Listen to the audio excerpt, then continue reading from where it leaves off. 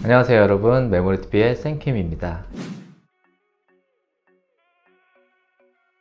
오늘은 지난주에 말씀드린 대로 다이어트 관련된 내용들을 하나씩 좀 풀어가 볼까 합니다. 다이어트 자체가 실패한다, 성공한다, 이게 기준에 따라 좀 다른 것 같고요.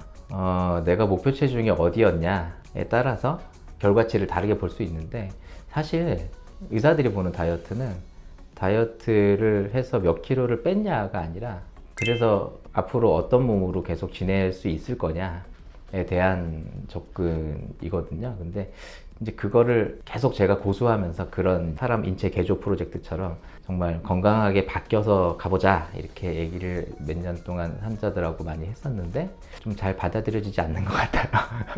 이렇게 보면 결국 환자분들이 원하는 거는 일단 빼고 보자, 그 다음에 다시 찌는 거는 뭐 찌게 되면 찌는 거지만 일단 지금 너무 뚱뚱하고 힘드니까 빼고 보자. 꼭 그 학생들이 시험 볼 때 내가 뭐 공부를 제대로 해서 시험을 잘 봐야지 이런 생각보다 일단 이번 시험을 잘 보고 밤을 새더라도 어쨌든 문제를 잘 맞추고 그렇게 공부를 하게 되잖아요, 사람이. 그래서 다이어트라는 것도 단기적으로 봤을 때 그렇게 접근을 하게 되는 것 같아요. 일단 빼고 보자. 그래서 실패하는 거라고 생각합니다. 아까도 말했지만 현재 내가 살이 찐, 혹은 내가 지금 내가 원하는 몸보다 조금 더 뚱뚱한 이유가 뭔지 찾아서 그 이유를 내가 해결할 수 있는 건지, 경우에 따라서는 나는 술을 너무 좋아해서 그게 해결 보기가 좀 어렵다, 그러면 전략적으로 내가 뭐 1년에 한 달 동안 술을 끊어서 몇 킬로를 만들고 내년까지 술을 먹더라도 어느 선까지 최대한 버티다가 다시 그 선이 되면 또 다이어트를 해서 뺀다든지, 계속적인 노출이 됐을 때 사람의 몸이 망가지는 거거든요. 그렇지만 사람 몸은 생각보다 튼튼해서, 예를 들어서 1년에 한 달 정도의 금주 기간을 가졌다 그랬을 때 그 한 달 동안에 굉장히 많은 회복을 합니다. 그래서 거의 정상에 가깝게 몸을 회복시킬 수 있고, 거기서 조금만 더 노력하면 굉장히 좋고 튼튼한 몸을 만들어 갈 수도 있거든요. 그 상태에서 술을 다시 먹고 즐기고 살다가 뭐 6개월이든 1년이든 체중이 다시 쪘을 때, 그거를 하지 않고 계속 누적돼 온 사람하고 비교했을 때는 엄청나게 큰 결과 차이가 생길 수 있어요. 그거를 매년 했던 사람, 그거를 이제 하지 않고 5년, 10년 누적이 됐을 때 이제 진짜 우리가 보통 생각하는 질병 상태로 접어들게 되겠죠. 뭐 그런 측면에서의 접근이 맞는 것 같아요. 다이어트 약은 크게 이제 식욕을 조절해주는 전문 처방 약들이 있겠고요.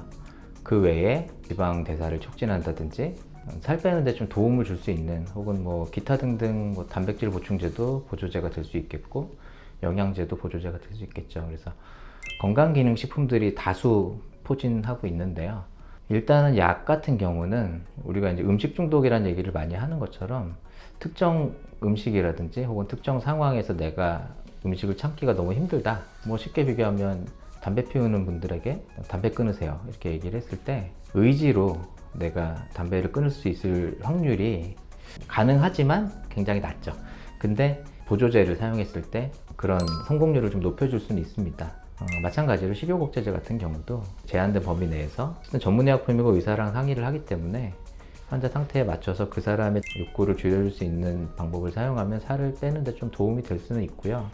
실제로 결과적으로 체중 감량을 하는데 도움이 된다라고 해서 이제 전문적으로 쓰고 있는 약들이 몇 가지 있고요. 병원에서 의사 선생님하고 본인들이 맞춰 상담하면서 필요하면 욕구를 줄여주는 측면에서 장기적으로 혹은 단기적으로 사용할 수 있습니다. 그 외에 우리가 보조제라고 표현하는 거는 약이 아니잖아요.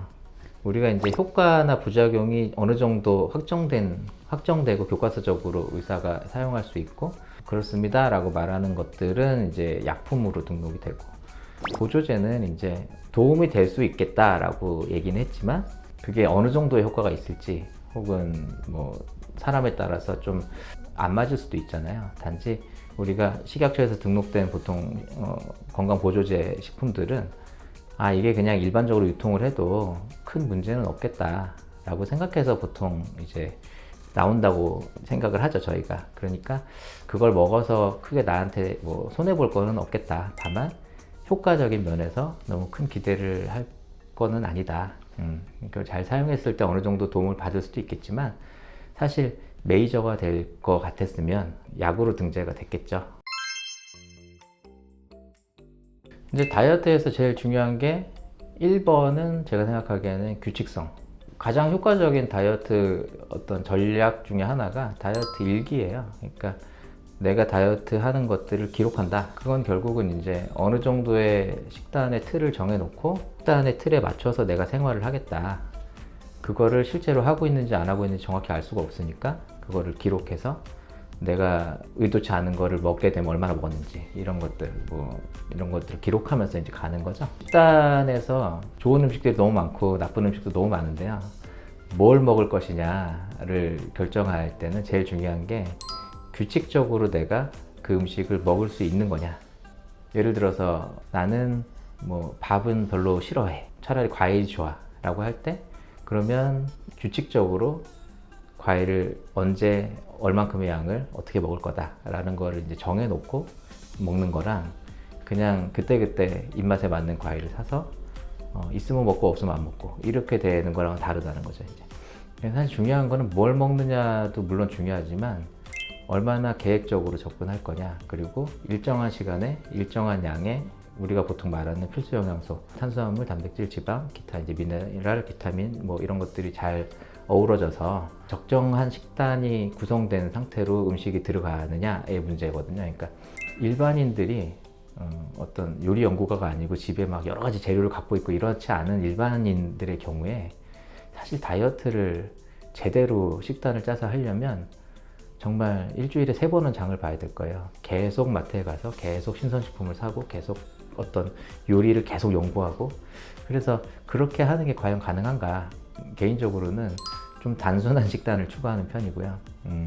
뭐 매일 아침 뭐 닭가슴살을 먹는다 이렇게 단순하게 정해놓고 입에 물려서 도저히 못 먹겠다 그러면 좀 바꿔주고, 그래서 어떤 기간을 정해서 내가 한 달 정도 해보고 단순한 틀 안에서 어떤 그 식단을 반복적으로 해보고 못 먹겠는 거는 빼고 또 좋은 거 하나 넣어주고 이런 식으로 해서 이제 식단의 틀을 좀 이렇게 만들어서 그 일정한 반복이 유지될 수 있게끔 그렇게 하면서 본인이 좋아하는 음식들을 하나씩 하나씩 집어넣어서 이제 가는 게, 처음에 시작할 때는 그냥 가장 잘 알려진 뭐 잡곡밥과 뭐 닭가슴살과 뭐 야채 조금 뭐 과일 조금 뭐 견과류 이런 것들을 포진해서 간다고 하면 그거를 한 일주일 해보면서 조금씩 넣었다 뺐다 하면서 그 식단의 틀 안에서 변화를 만들어 가는 게 좋을 것 같아요.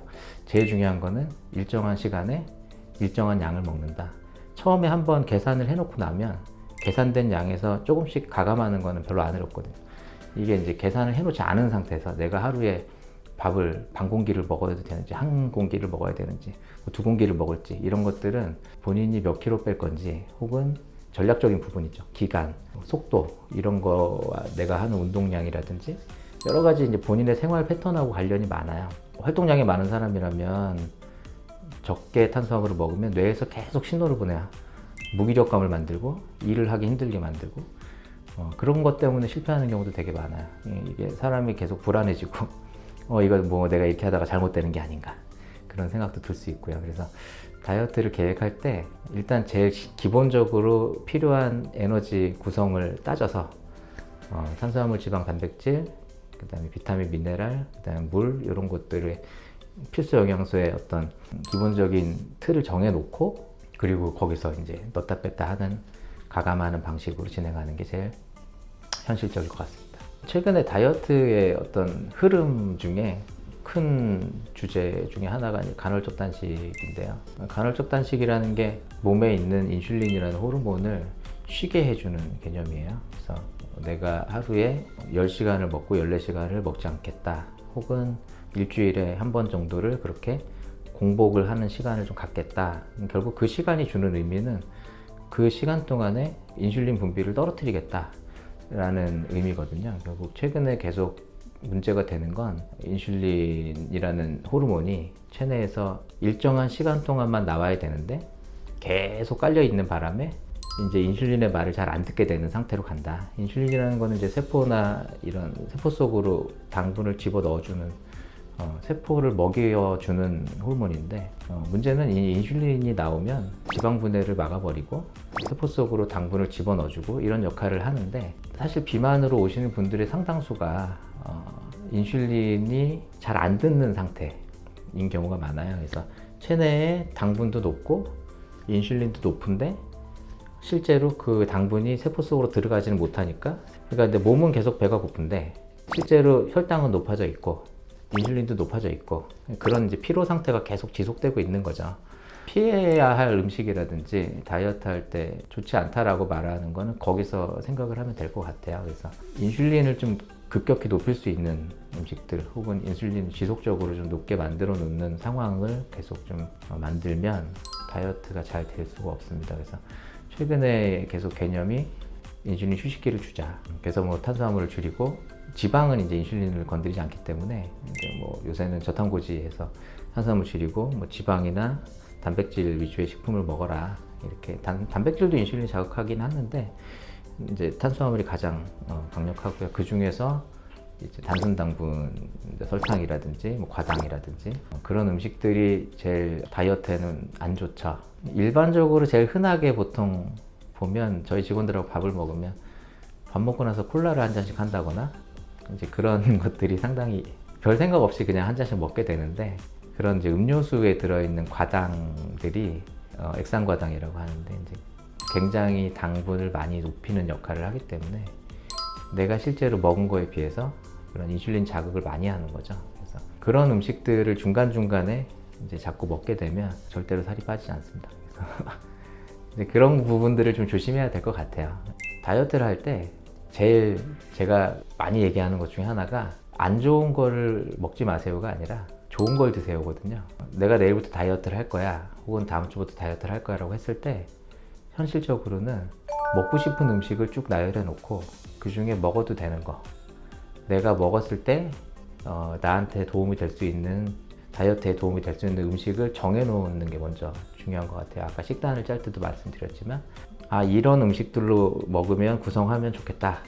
거기서 또 먹고 싶은 다른 게 먹고 싶은 게 있으면 그 먹고 싶은 게 나한테 맞는지를 알아보고 식당에 추가를 하는 거죠. 뭘 먹지 말아야 되겠다 이렇게 생각하면 스트레스 받으니까, 스트레스 받으면 다이어트가 안 되거든요. 그러니까 먹지 말아야 되겠다 보다는 뭘 먹을지를 정해서, 나는 너무 달달한 음료수를 많이 마시는데 그거를 대체할 수 있는 좋은 음료수가 없을까, 이렇게 오히려 대체할 수 있는 걸 찾아보는 게 더 좋을 것 같습니다.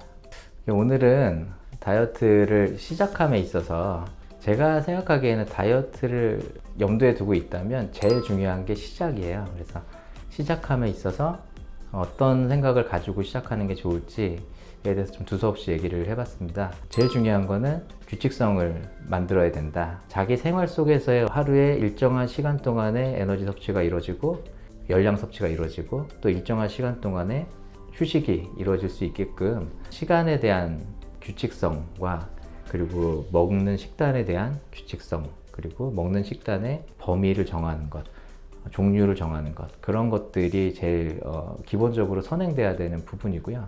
뭐 내일부터 당장 다이어트를 시작하고 싶으시다면 제가 권해드리고 싶은 거는 하루 금식을 하시면서, 금식하면 배고프잖아요. 그래서 내일부터 굶어보면 먹고 싶은 게 많아져요. 굶은 상태에서 내일부터 뭘 먹을지를 잘 계획을 세우면서 다음날 먹을 거, 뭘 먹을지 그거를 미리미리 계획해서 접근을 해보시면 좋을 것 같고요. 다이어트에서 기본적으로 운동이냐 식단이냐를 따졌을 때 기본은 식단입니다. 먹는 거에 대한 조절이 이루어지는 게 중요하겠고요. 운동은 굉장히 중요하지만 식단이 안 된 상태에서 운동은 효과를 보기가 굉장히 어려워요. 그러니까 그런 부분들도 잘 고려하셔서 계획적으로 접근을 해보면 좋을 것 같습니다. 다음 주에는 오늘에 이어서 다이어트를 함에 있어서 구체적으로 궁금할 수 있는 것들에 대해서 좀 더 얘기를 해보도록 하고요. 앞으로 몇 주간에 걸쳐서 계속 다이어트 관련해서 새해 맞이 좀 건강하고 멋진 몸매를 만들어 갈 수 있는 어떤 방향에 대해서 두서없이 얘기를 계속 해보도록 하겠습니다. 다음에 만나요.